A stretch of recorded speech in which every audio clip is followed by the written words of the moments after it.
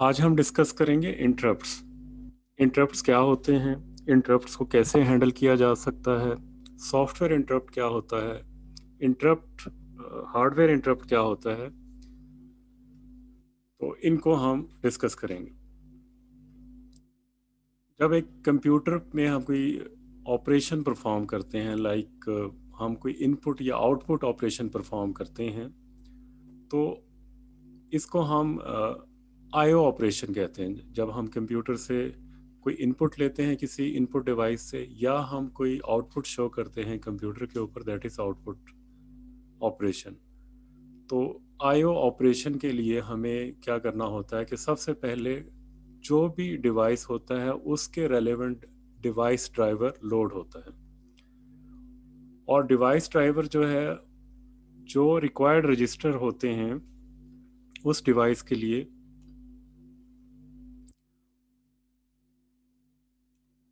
उन रजिस्टर को लोड किया जाता है। और ये जो डिवाइस और रजिस्टर्स को लोड करता है, ये डिवाइस कंट्रोलर में लोड होते हैं। उसके बाद जो डिवाइस कंट्रोलर है वो इन रजिस्टर के कंटेंट्स को देखता है, और उसके बाद वो एक्शन लेता है कि उसमें रीड करना है फ्रॉम द कीबोर्ड या उसको डिस्प्ले करना है ऑन द स्क्रीन। कंट्रोलर जो है वो डेटा ट्रांसफ़र को स्टार्ट करता है फ्रॉम द डिवाइस, लाइक चाहे वो सीडी रोम है या डिस्प्ले डिवाइस है। जो कंट्रोलर है डेटा को ट्रांसफ़र करेगा ऑन द लोकल बफर। जब डेटा ट्रांसफ़र कंप्लीट हो जाता है तो फिर उसके बाद डिवाइस कंट्रोलर इन्फॉर्म करता है डिवाइस ड्राइवर को कि डिवाइस कंट्रोलर ने अपना जो ऑपरेशन है वो ख़त्म कर लिया है।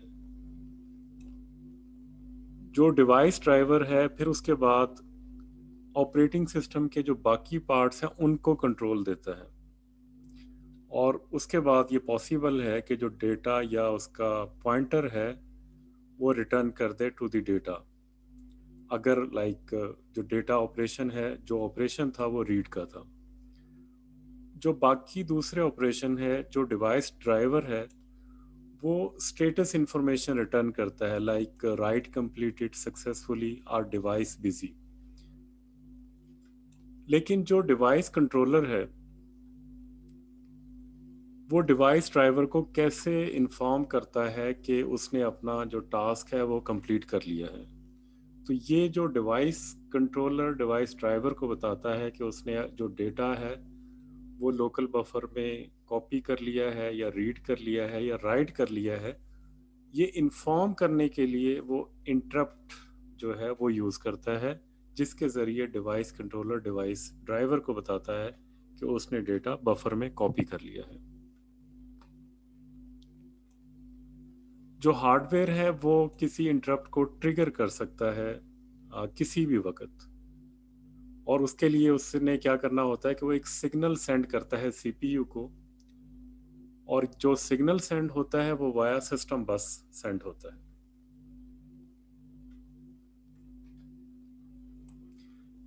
एक कंप्यूटर सिस्टम के अंदर बहुत सी बसेस होती हैं, लेकिन जो सिस्टम बस होती है ये एक मेन कम्युनिकेशन पाथ है बिटवीन डिफरेंट जो मेजर कंपोनेंट है कंप्यूटर्स के। तो उनके दरमियान में जो पाथवे है, मेन पाथवे फॉर कम्युनिकेशन, वो सिस्टम बस है। इंटरप्ट्स जो यूज़ होते हैं बहुत से पर्पसेस के लिए यूज़ होते हैं, और ये एक की पार्ट है किसी ऑपरेटिंग सिस्टम का, और इसी के ज़रिए जो हार्डवेयर है वो इंटरैक्ट करता है। जब भी सीपीयू इंटरप्ट होता है, ये स्टॉप हो जाता है, जो भी उस वक्त वो काम कर रहा होता है उसको वो स्टॉप करता है, और उसके बाद ये ट्रांसफ़र कर देता है एग्जीक्यूशन को एक फ़िक्स लोकेशन के ऊपर। फ़िक्स लोकेशन जो होती है वो नॉर्मली एक स्टार्टिंग एड्रेस होता है जहाँ पे सर्विस रूटीन होती है इंटरप्ट के लिए, जहाँ पे सर्विस रूटीन जो है वो लोकेटेड होती है। जो इंटरप्ट सर्विस रूटीन है वो एग्जीक्यूट होती है ऑन कंप्लीशन उसके बाद सीपीयू दोबारा रिज्यूम होता है, जो भी उस वक़्त वो इंटरप्टेड कंप्यूटेशन कर रहा होता है, वो दोबारा वहीं से उसको स्टार्ट कर लेता है। अगर हम इंटरप्ट की डेफिनेशन देखें तो इंटरप्ट की डेफिनेशन है an interrupt is a signal send to processor that interrupts the current process. मतलब जो भी करंट प्रोसेस उस वक्त एग्जीक्यूट हो रहा होता है वो हॉल्ट हो जाता है, और वो जो स्टेटस है वो सीपीयू सेव कर लेता है। जो इंटरप्ट है वो किसी हार्डवेयर डिवाइस के ज़रिए भी जनरेट हो सकता है या किसी सॉफ्टवेयर प्रोग्राम के ज़रिए भी जनरेट हो सकता है। जो हार्डवेयर इंटरप्ट्स होते हैं वो नॉर्मली जो इनपुट डिवाइसेस हैं, माउस या कीबोर्ड, उनके ज़रिए जनरेट होते हैं। जो इंटरप्ट्स हैं वो एक इम्पॉर्टेंट पार्ट है किसी भी कंप्यूटर आर्किटेक्चर का। हर कंप्यूटर डिज़ाइन के अंदर इसका अपना इंटरप्ट मैकेनिज्म होता है, लेकिन बहुत से फंक्शन ऐसे हैं जो डिफरेंट कंप्यूटर आर्किटेक्चर्स में सेम होते हैं। उसमें सबसे पहले ये है कि जो इंटरप्ट ट्रांसफ़र करेगा कंट्रोल को, जो भी उसकी इंटरप्ट सर्विस रूटीन होगी। इसका जो सबसे सिंपलेस्ट मेथड है कि वो जो भी जेनेरिक रूटीन है उसको एग्जीक्यूट करेगा, ताकि वो एग्जामिन करे कि इंटरप्ट में क्या इंफॉर्मेशन है, किस टाइप का इंटरप्ट है। उसके बाद ये जो जेनेरिक रूटीन है वो इंटरप्ट स्पेसिफिक हैंडलर को कॉल करेगी। उसके बाद जो इंटरप्ट है वो हैंडल होगा, और क्योंकि ये इंटरप्ट्स बहुत फ्रीक्वेंटली अकर होते हैं, इसलिए इंटरप्ट हैंडलिंग जो है वो फास्ट होनी चाहिए।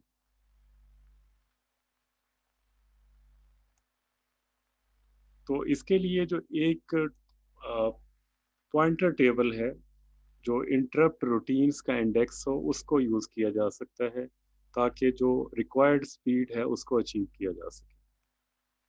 जो इंटरप्ट रूटीन है इसको टेबल से इनडायरेक्टली कॉल भी किया जा सकता है। उसमें जो इंटरमीडिएट रूटीन की भी ज़रूरत नहीं होती। इसमें जो टेबल ऑफ पॉइंटर है इसको लो मेमोरी में जो है वो स्टोर किया जाता है। लो मेमोरी से मतलब है कि जो फर्स्ट 100 या 100 लोकेशंस होती हैं या उससे ज़्यादा लोकेशन है, वहाँ पे इसको स्टोर किया जाता है। इस लोकेशन के ऊपर इंटरप्ट सर्विस रूटीन के एड्रेसेस होते हैं, जो डिफरेंट डिवाइसेस के लिए यूज़ होते हैं। ये जो एरे है या इंटरप्ट वेक्टर है जो एड्रेसेस को पॉइंट कर रहा होता है, इसको इंडेक्स किया जाता है एक यूनिक नंबर के साथ, और उसको एक इंटरप्ट रिक्वेस्ट का नाम दिया जाता है, ताकि जब भी ये इंटरप्ट कॉल हो तो ये उसका एड्रेस प्रोवाइड कर सके। डिफरेंट जो ऑपरेटिंग सिस्टम्स हैं लाइक विंडोज़, यूनिक्स, ये जो इंटरप्ट हैं वो इसी तरह डिस्पैच करते हैं।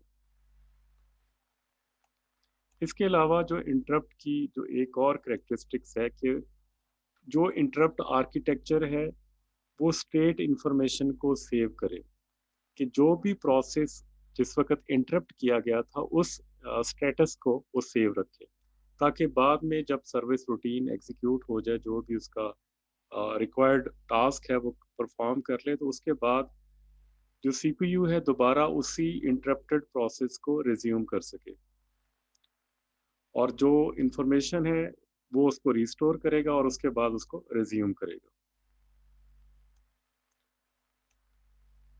अगर इंटरप्ट रूटीन जो है वो प्रोसेसर स्टेट को मॉडिफाई करती है, जो उसकी जो प्रोसेसर की स्टेट है वो मॉडिफाई हो सकती है, इसकी अगर रजिस्टर वैल्यूज़ को मॉडिफाई किया जाए, तो इसको रिक्वायर्ड है कि ये जो करंट स्टेट है उसको सेव करे, और जब ये इंटरप्ट सर्विस रूटीन एग्जीक्यूट हो जाए और रिक्वायर्ड ऑपरेशन परफॉर्म कर ले, तो उसके बाद जो स्टेट है, रजिस्टर स्टेट है, उसको दोबारा रिस्टोर करे। तो फिर उसके बाद जो सेव्ड रजिस्टर स्टेट है वो लोड हो जाएगी रजिस्टर उसमें प्रोग्राम काउंटर में, और जो उसके बाद जो इंटरप्टेड प्रोसेस है वो रिज्यूम होगा। इसकी जो इम्प्लीमेंटेशन है वो इस तरह हो सकती है कि सीपीयू हार्डवेयर को हम अगर कंसीडर करें वायर, या उसको हम कहें कि इंटरप्ट रिक्वेस्ट लाइन। अब जो इंटरप्ट रिक्वेस्ट लाइन है, ये क्या है, इसके ज़रिए सीपीयू सेंस करता है कि जो भी वो इंस्ट्रक्शन एग्जीक्यूट करता है उसके बाद वो सीपीयू की जो इंटरप्ट रिक्वेस्ट लाइन है उसको सेंस करता है। और जब सीपीयू डिटेक्ट करता है कि एक जो कंट्रोलर, किसी कंट्रोलर ने सिग्नल दिया है for specific interrupt on the interrupt request line, तो ये इंटरप्ट नंबर को रीड करता है और उसके बाद जंप करता है इंटरप्ट हैंडलर रूटीन के ऊपर। और ये जो जंप होगा that would be done by interrupt number जो उसको पहले से गिवन होता है। और इंटरप्ट नंबर क्या है, एक इंडेक्स है जो इंटरप्ट वेक्टर के अंदर डिफाइन है। ये स्टार्ट कर देता है सर्विस रूटीन की एग्जीक्यूशन को, जिसके जरिए, जिसके साथ ये एसोसिएट होता है। और जो इंटरप्ट हैंडलर है ये सेव कर लेता है स्टेट को। जो भी जब ये जब प्रोसेस को इंटरप्ट किया जाता है तो उस वक्त जो करंट स्टेट होती है सीपीयू को, उसको इंटरप्ट हैंडलर सेव करता है। और फिर उसके बाद वो देखता है कि क्या वजह है इंटरप्ट की, और उसके बाद जो भी रिक्वायर्ड प्रोसेसिंग है वो परफॉर्म करता है। और उसके बाद स्टेट रीस्टोर परफॉर्म करता है और एग्जीक्यूट करता है एक रिटर्न फ्रॉम इंटरप्ट इंस्ट्रक्शन, ताकि सीपीयू को दोबारा उसकी एग्जीक्यूशन स्टार्ट कर सके जो उसकी एग्जीक्यूशन थी बिफोर द इंटरप्ट। हम कह सकते हैं कि जो डिवाइस कंट्रोलर है वो इंटरप्ट को रेज करता है बाय सेंडिंग अ सिग्नल जो इंटरप्ट रिक्वेस्ट लाइन के ऊपर आता है। सीपीयू उसको कैच करता है और उसके बाद डिस्पैच कर देता है इंटरप्ट हैंडलर को। जो इंटरप्ट हैंडलर है वो इंटरप्ट को क्लियर करता है बाय सर्विसिंग द डिवाइस, मतलब जो भी उसके लिए रीड राइट की रिक्वायरमेंट है वो उसको कंप्लीट करता है, और उसके बाद जो कंट्रोल है दोबारा सीपीयू के पास आ जाता है। तो ये जो बेसिक इंटरप्ट मैकेनिज्म है ये बताता है कि कैसे सीपीयू रिस्पॉन्ड करेगा किसी भी एसिंक्रोनस इवेंट को। जब भी डिवाइस कंट्रोलर रेडी होता है फॉर सर्विस के लिए, तो जो एक मॉडर्न ऑपरेटिंग सिस्टम है हमारे पास, इसमें ज़्यादा एक sophisticated interrupt handling features required है।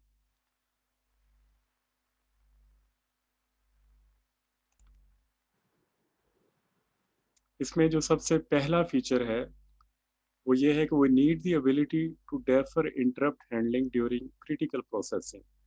तो कोई भी ऐसा प्रोसेस जो सिस्टम के लिए, कंपटीशन के लिए क्रिटिकल है, तो उस वक्त इंटरप्ट हैंडलर के पास ये एबिलिटी होनी चाहिए कि किसी भी इंटरप्ट को वो डेफर कर सके।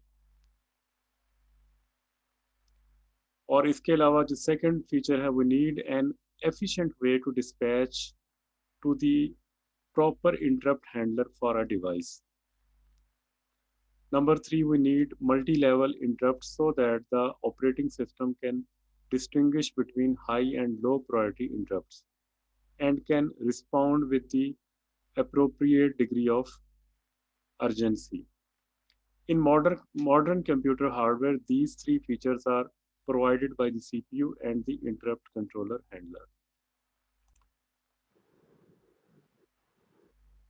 तो ये तीन मेन फीचर्स हैं जो मॉडर्न ऑपरेटिंग सिस्टम के अंदर होने चाहिए। सबसे पहला है कि अगर कोई क्रिटिकल प्रोसेसिंग हो रही है कंप्यूटर के ऊपर तो इंटरप्ट को डेफर किया जा सके। नंबर टू, कि इंटरप्ट को एफिशिएंटली डिस्पैच किया जाए प्रॉपर इंटरप्ट हैंडलर को।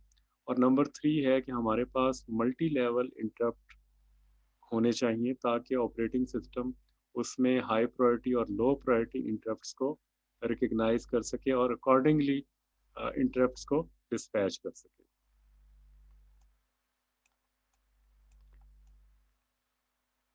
ये एक इंटरप्ट आईओ साइकिल है। तो जितने भी आजकल के सीपीयूज़ हैं, उसमें 2 इंटरप्ट रिक्वेस्ट लाइन होती है।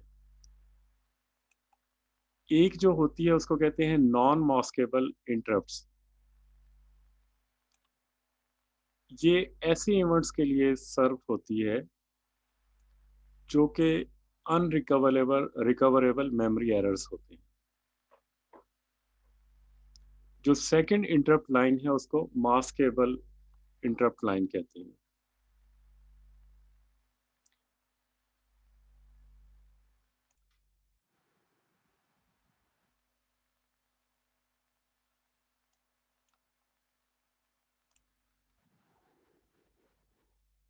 ये एक इंटरप्ट आईओ डिवाइस साइकिल है। इसमें सबसे पहले जो डिवाइस ड्राइवर है वो इनिशिएट करता है IO, input output request. Step 2 में जो आईओ जो है वो इनिशिएट होती है, लाइक रीड ऑपरेशन है या राइट ऑपरेशन है। उसके बाद जो इनपुट है वो रेडी होती है या आउटपुट कंप्लीट होती है या फिर कोई एरर जनरेट होता है जो इंटरप्ट को सिग्नल करता है। रीड ऑपरेशन से राइट ऑपरेशन जब कंप्लीट हो जाए या कोई सिग्नल जनरेट हो, एरर सिग्नल जनरेट हो, तो उसके बाद सीपीयू इंटरप्ट रिसीव करता है। इनपुट कंप्लीशन की सूरत में भी, आउटपुट कंप्लीशन की सूरत में भी, या किसी एरर की सूरत में भी सीपीयू के पास इंटरप्ट रिसीव होगा। और सीपीयू क्या करेगा, वो कंट्रोल को ट्रांसफर करेगा इंटरप्ट हैंडलर को।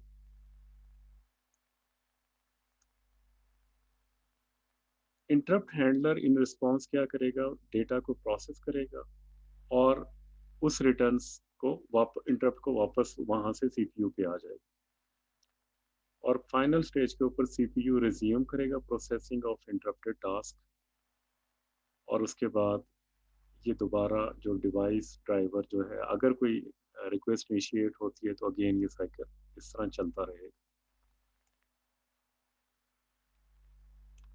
Vector interrupt mechanism is required. Interrupted mechanism का मतलब है कि वी हैव इंटरप्ट हैंडलर्स, ताकि वो डिफरेंट टाइप के इंटरप्ट्स को कॉल कर सकें और उसमें हमें एक सिंगल इंटरप्ट हैंडलर की ज़रूरत नहीं हो ना हो। और उसके ज़रिए हम जितने भी पॉसिबल सोर्सेज हैं इंटरप्ट्स के, उनको सर्च कर सकें और कौन से इंटरप्ट को सर्विस रिक्वायर्ड है उसको देख सकें। कंप्यूटर के अंदर बहुत से डिवाइसेस होते हैं और इसलिए बहुत से इंटरप्ट हैंडलर्स रिक्वायर्ड होते हैं।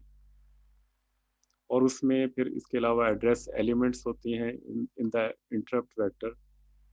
तो एक जो कॉमन वे है जिसके ज़रिए इस प्रॉब्लम को सॉल्व किया जा सकता है वो है इंटरप्ट चेनिंग।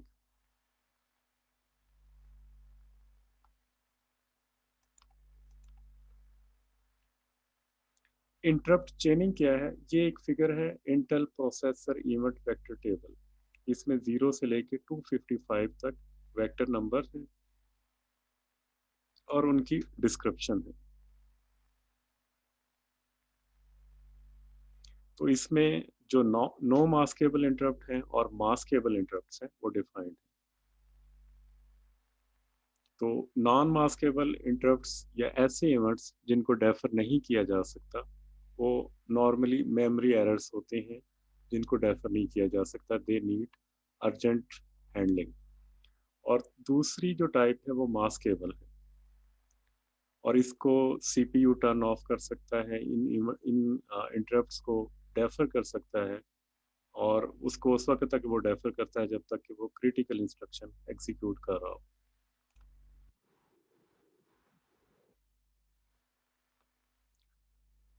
तो बहुत से इंटरप्ट्स को अगर हमने हैंडल करना है तो we need some mechanism to solve this.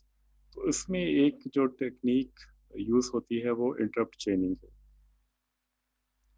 तो इंटरप्ट चेनिंग में क्या होता है कि जो इंटरप्ट वेक्टर है वो हेड ऑफ जो पॉइंट करता है इंटरप्ट वेक्टर,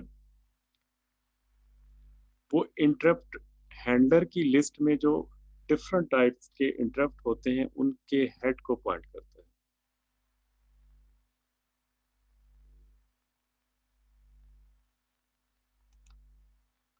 जब भी इंटरप्ट को रेज़ होता है तो हैंडलर्स जो होते हैं वो कॉरेस्पॉन्डिंग लिस्ट के ऊपर वो कॉल होते हैं वन बाय वन, और जब कोई मैच कर जाता है इंटरप्ट हैंडलर तो फिर वो उस रिक्वेस्ट को सर्विस करते हैं। तो ये जो स्ट्रक्चर है, ये एक बहुत बड़े अगर स्ट्रक्चर हो इंटरप्ट टेबल का, उसके ऊपर ये प्रॉब्लम आता है। और अगर बहुत सारे इंटरप्ट्स हों, तो उनको हैंडल करने में, उनको सर्च करने में टाइम लगता है और उसमें इनएफिशिएंसी होती है।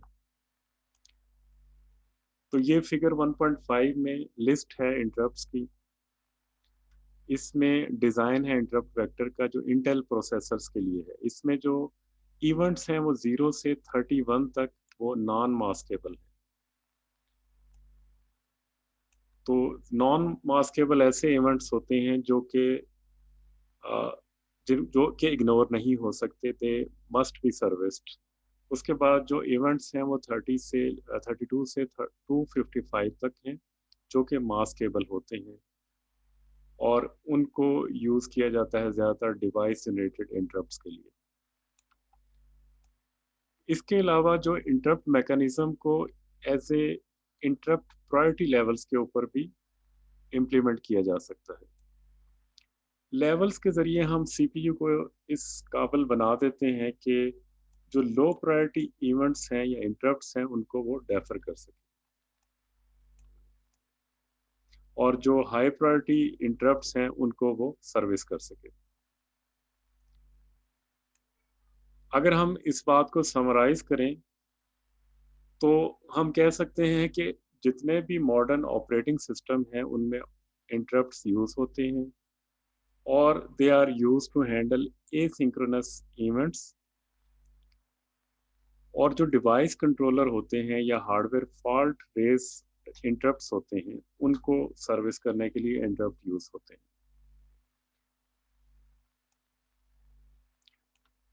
प्रायोरिटी बेस के ऊपर इवेंट्स को या इंटरप्ट्स को हैंडल करने के लिए जो मॉडर्न कंप्यूटर्स हैं, वो सिस्टम इंटरप्ट प्रायोरिटीज़ को यूज़ करते हैं, क्योंकि जो इंटरप्ट्स होते हैं they are heavily time sensitive और उनको फ़ौरन ही परफ़ॉर्म होना चाहिए। जो भी इंटरप्ट सर्विस रूटीन है, they must be called immediately. इस वजह से एक ऐसा मैकेनिज़्म होना चाहिए जिसके ज़रिए इंटरप्ट को एफ़िशिएंटली कॉल किया जा सके।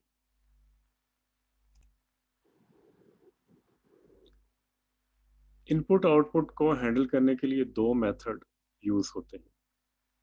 पहला मेथड है कि जब आईओ स्टार्ट होती है, कंट्रोल रिटर्न होता है to the user program only upon IO completion.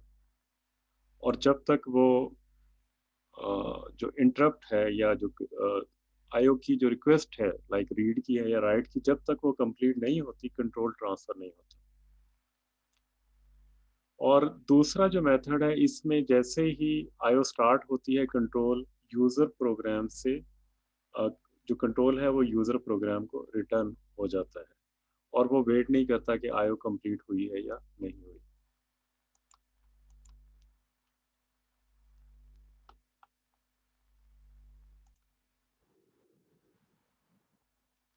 जो पहला मेथड है, इसमें जब आईओ स्टार्ट होता है तो कंट्रोल यूज़र प्रोग्राम को रिटर्न नहीं होता। ये उस वक़्त रिटर्न होता है जब आईओ कंप्लीट हो जाए। इसमें क्या होता है कि वेट इंस्ट्रक्शन जो है, वो सीपीयू को आइडल कर देती है जब तक कि नेक्स्ट इंटरप्ट नहीं आता, और उसमें वेट लूप होता है। और उसके अलावा एक आईओ रिक्वेस्ट जो है आउटस्टैंडिंग होती है एट अ टाइम, और इसमें साइमल्टेनियसली डिफरेंट आईओ प्रोसेसिंग नहीं हो सकती। जो दूसरा मेथड है जिसमें आईओ स्टार्ट होती है और फिर जो कंट्रोल वो यूज़र प्रोग्राम को रिटर्न हो जाता है without waiting for IO completion. इसमें जो सिस्टम कॉल वो रिक्वेस्ट करती है ऑपरेटिंग सिस्टम को कि वो यूज़र को अलाउ करे फॉर आईओ कंप्लीशन। और दूसरा इसमें ये है कि डिवाइस स्टेटस जो एक टेबल होता है, उसमें हर आईओ डिवाइस की इंडिकेशन होती है, उसकी डिस्क्रिप्शन होती है, एड्रेस होता है और उसकी स्टेट होती है। जो ऑपरेटिंग सिस्टम है वो इंडेक्स करता है आईओ डिवाइसेस टेबल के अंदर, ताकि वो देख सके कि कौन सा जो स्टेटस है और किस टेबल को वो मॉडिफाई करना है ताकि वो इंटरप्ट को इंक्लूड कर सके।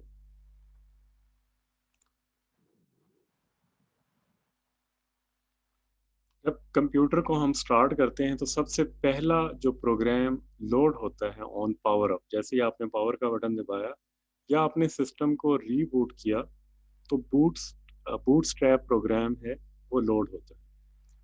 बूटस्ट्रैप प्रोग्राम रोम में या ईपी रोम के अंदर स्टोर होता है और इसको फर्मवेयर भी कहते हैं। ये कंप्यूटर सिस्टम के जितने भी एस्पेक्ट्स होते हैं इसकी, जो इसके साथ आईओ डिवाइसेस हैं उनकी एरर चेकिंग है, कोई रैम में प्रॉब्लम है या कोई और फॉल्ट है, ये उन सब को डिटेक्ट करता है और बताता है और सबको एक पावर ऑन टेस्ट करता है और उसके बाद ऑपरेटिंग सिस्टम कर्नल को लोड करता है और उसके बाद आपके जो सिस्टम की प्रॉपर एग्जीक्यूशन स्टार्ट होती है। नेक्स्ट डिस्कस करेंगे हम स्टोरेज स्ट्रक्चर। तो मेन मेमोरी इसमें जो होती है जिसको हम रैम भी कहते हैं, रैंडम एक्सेस मेमोरी, ये अमूमन दो तरह की होती है, volatile and non volatile. Main memory जो है ये जो यूज होती है जिसके जरिए जहाँ पे सीपीयू को डायरेक्ट एक्सेस होती है और वहां से जो भी इंस्ट्रक्शन है मेन मेमोरी से सीपीयू एक्सेस कर सकता है। सीपीयू जो है सिर्फ मेमोरी से ही इंस्ट्रक्शंस को लोड कर सकता है। तो जो भी प्रोग्राम हमने रन करना है वो सबसे पहले मेमोरी में लोड होता है ताकि वो एग्जीक्यूट हो सके। तो जितने भी आपके ये जनरल पर्पस कंप्यूटर्स हैं, ये अपने जो प्रोग्राम है वो रीराइटेबल मेमोरी से रन करते हैं जिसको मेन मेमोरी कहा जाता है, जिसको रैंडम एक्सेस मेमोरी या रैम भी कहा जाता है। मेन मेमोरी को सेमीकंडक्टर टेक्नोलॉजी के ज़रिए इम्प्लीमेंट किया जाता है और इसको डी रैम या डायनामिक रैंडम एक्सेस मेमोरी भी कहते हैं। कंप्यूटर इसके अलावा भी डिफरेंट जो टाइप की मेमोरी यूज़ करते हैं।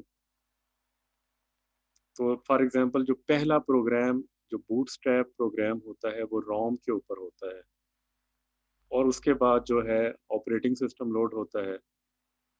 रैम क्योंकि वोलेटाइल है और इसमें जो भी कंटेंट आप रखेंगे वो पावर रिसाइकल होगी तो वो कंटेंट जो है वो अरेज हो चुका होगा। तो इस वजह से हम बूटस्ट्रैप प्रोग्राम को रैम के ऊपर नहीं रख सकते। इस वजह से और इसके अलावा भी कुछ और वजूहात है जिसकी वजह से कंप्यूटर जो है वो electrically erasable programmable read only memory को यूज़ करता है या इसके अलावा डिफरेंट फॉर्म्स हैं फर्मवेयर की जो डिफरेंट स्टोरेज के ऊपर स्टोर होती है। अब जो ईपी रोम है या रोम है वो नॉन वोलाटाइल है और इसमें जो डेटा है ऑन पावर रीबूट रेस नहीं होता।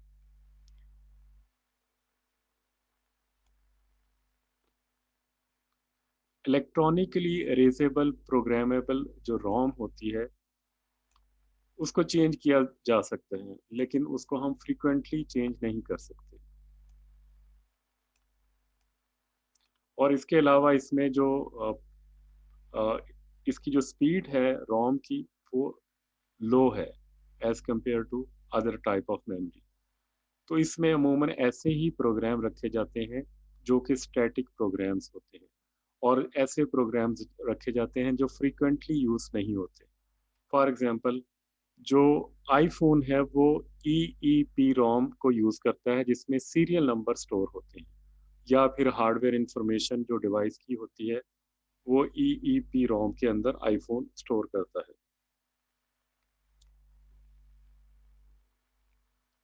मेमोरी की जितने भी फॉर्म्स हैं they provide an array of bytes.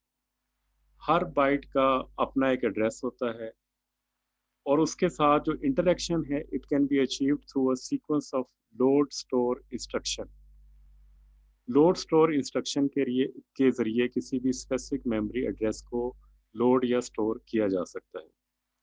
जो लोड इंस्ट्रक्शन है, वो एक बाइट या वर्ड को मूव करती है from main memory to internal register with the CPU. जबकि जो स्टोर इंस्ट्रक्शन है, वो मूव करती है एक जो रजिस्टर की कंटेंट है उसको मेन मेमोरी के ऊपर। तो जो पहली जो लोड इंस्ट्रक्शन है वो क्या करती है, वो मूव करती है किसी बाइट या वर्ड को मेन मेमोरी से इंटरनल रजिस्टर के ऊपर।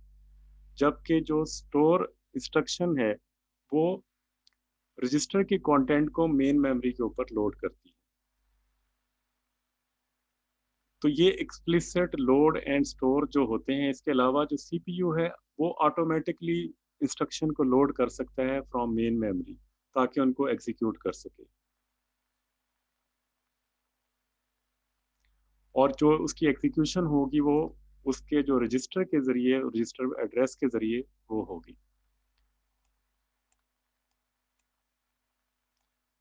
जो एक टिपिकल इंस्ट्रक्शन एग्जीक्यूशन साइकिल है, वो वॉन न्यूमैन आर्किटेक्चर के ऊपर बेस करता है। सबसे पहले क्या होता है,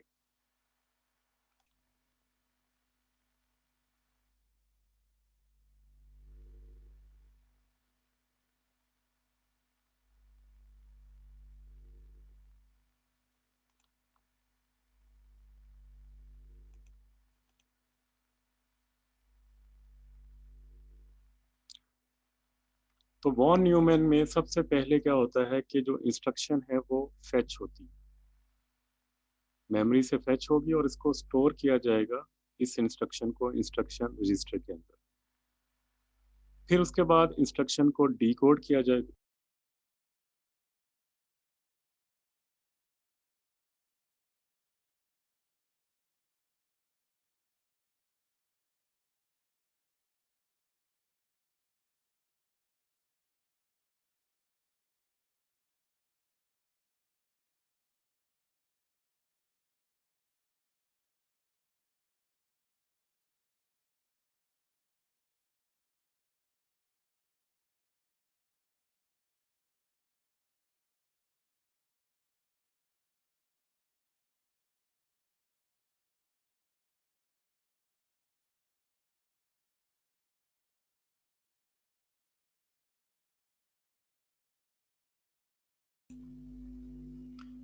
उसके बाद जो इंस्ट्रक्शन है वो डिकोड होती है, और उसके बाद उसमें अगर ऑपरेंड्स हों तो उनको फेच किया जाता है मेमोरी से, और जो फेच्ड ऑपरेंड्स हैं उनको इंटरनल रजिस्टर में स्टोर किया जाता है।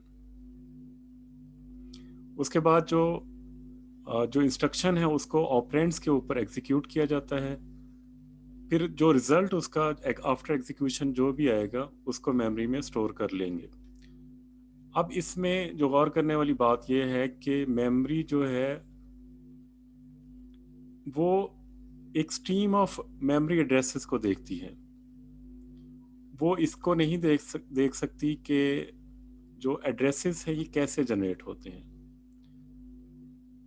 एक्चुअली जो इंस्ट्रक्शन काउंटर है वो एड्रेसेस को नेक्स्ट एड्रेस को मूव करता है, उसमें इंडेक्सिंग होती है, इंडायरेक्शन होती है, या लिटरल एड्रेसेस होते हैं, या कुछ और तरीके से ये एड्रेस जनरेट होते हैं।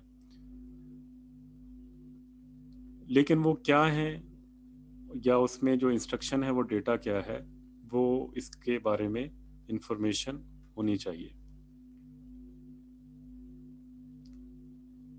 हम इग्नोर कर सकते हैं कि मेमोरी एड्रेस किस तरह जनरेट होते हैं। कोई भी प्रोग्राम है वो डिफरेंट जो एड्रेसेस जनरेट कर रहा होता है वो कैसे कर रहा होता है, लेकिन जो कंसर्न होता है कि जो सीक्वेंस ऑफ मेमोरी एड्रेसेस हैं जो कोई भी प्रोग्राम जनरेट कर रहा होता है वो क्या है।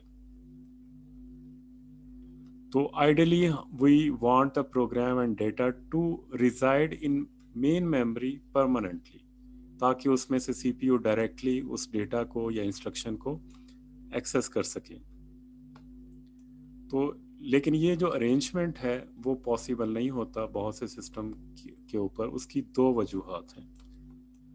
क्योंकि मेन मेमोरी की जो कैपेसिटी है वो as compare to primary storage वो कम होती है, और उसमें वो सारे प्रोग्राम जो रिक्वायर्ड होते हैं डेटा को प्रोसेस करने के लिए, उनको हम परमानेंटली स्टोर नहीं कर सकते।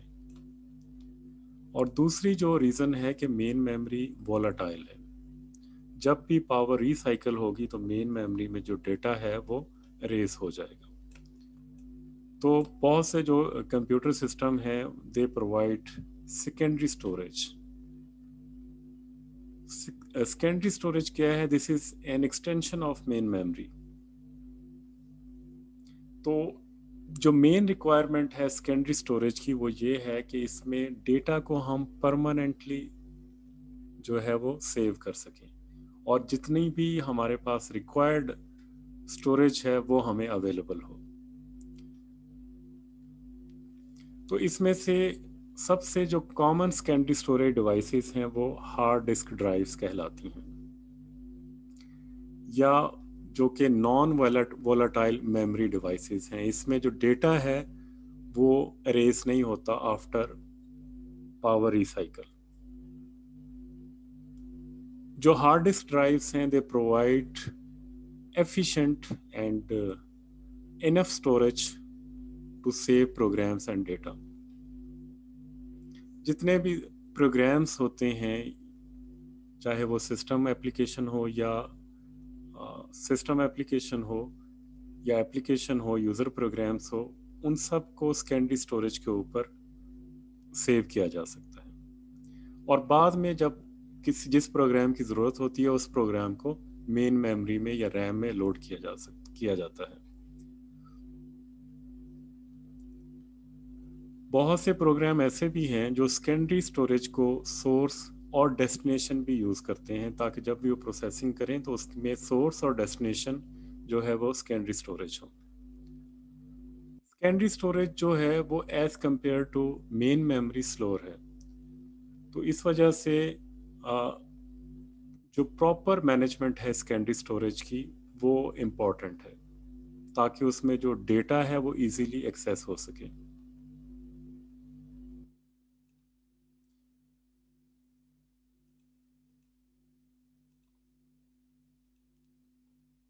तो ये स्टोरेज डिवाइस हायरार्की है।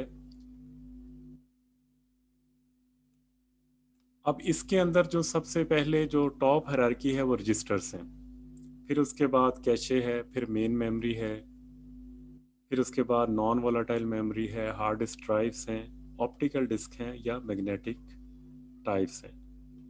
तो इसकी जो स्टोरेज कैपेसिटी है, यह these are the magnetic tapes or mostly hard drives.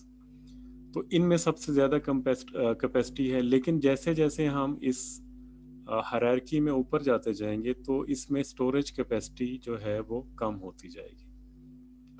But on the top of the hierarchy जो हमारे पास स्टोरेज डिवाइसेस हैं they are much faster than the hard disk drive. तो सबसे जो फास्टेस्ट स्टोरेज डिवाइस है दोज आर रजिस्टर्स।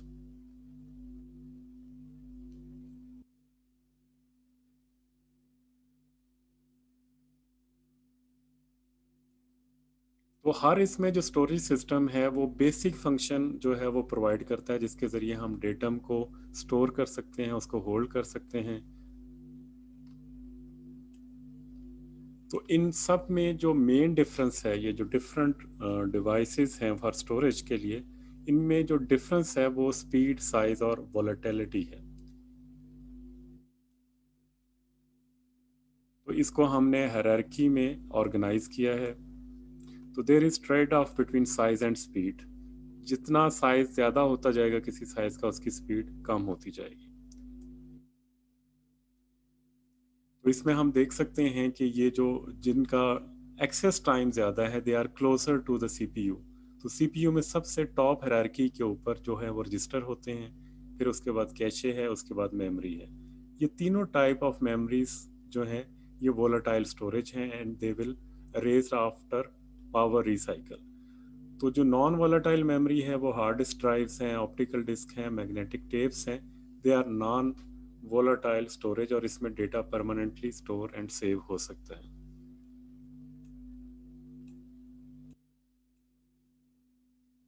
तो जो वोलाटाइल स्टोरेज हैं इनको हम कह सकते हैं मेमोरी। तो जो नॉन वॉलेटाइल स्टोरेज है, इसके अंदर जो कंटेंट है वो रिटेन रहता है जब पावर लॉस्ट होती है, और इसको हम एनवीएस कह सकते हैं।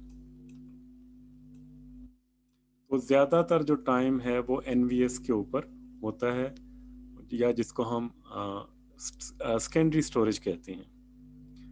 इस तरह की जो स्टोरेज है, इनको दो डिफरेंट टाइप्स में हम जो है, ये जो नॉन वॉलेटाइल स्टोरेज है, दो डिफरेंट टाइप्स के अंदर हम डिवाइड कर सकते हैं। एक है मैकेनिकल और दूसरा है इलेक्ट्रिकल।